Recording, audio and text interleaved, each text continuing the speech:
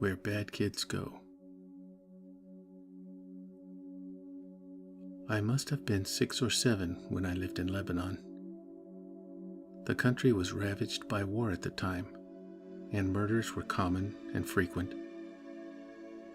I remember during a particularly vicious era, when the bombings rarely stopped, I would stay at home sitting in front of my television, watching a very, very strange show. It was a kids' show that lasted about 30 minutes and contained strange and sinister images. To this day, I believe it was a thinly veiled attempt on the part of the media to use scare tactics to keep kids in place, because the moral of every episode revolved around very uptight ideologies. Stuff like, bad kids stay up late. Bad kids have their hands under the covers when they sleep. And bad kids steal food from the fridge at night. It was very weird, and in Arabic to top it off. I didn't understand much of it, but for the most part the images were very graphic and comprehensive. The thing that stuck with me the most, however, was the closing scene. It remained much the same in every episode. The camera would zoom in on an old, rusted, closed door. As it got closer to the door, strange and sometimes even agonizing screams would become more audible.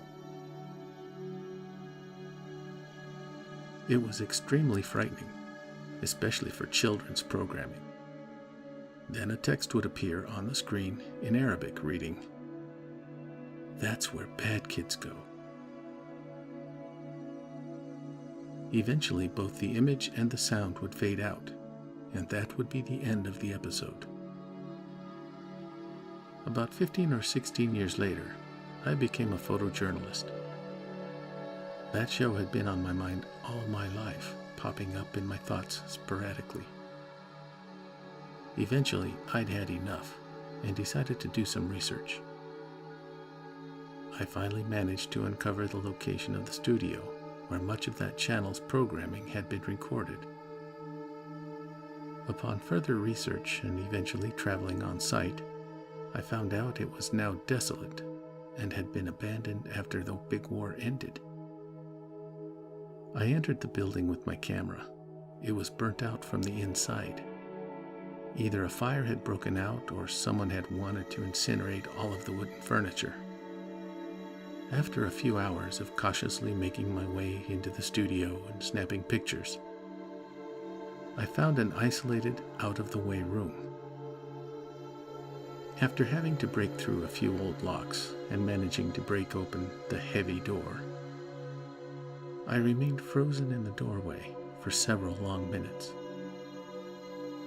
Traces of blood, feces, and tiny bone fragments lay scattered across the floor. It was a small room, and an extremely morbid scene. What truly frightened me, though, what made me turn away and never want to come back, was the bolted, caged microphone hanging from the ceiling in the middle of the room.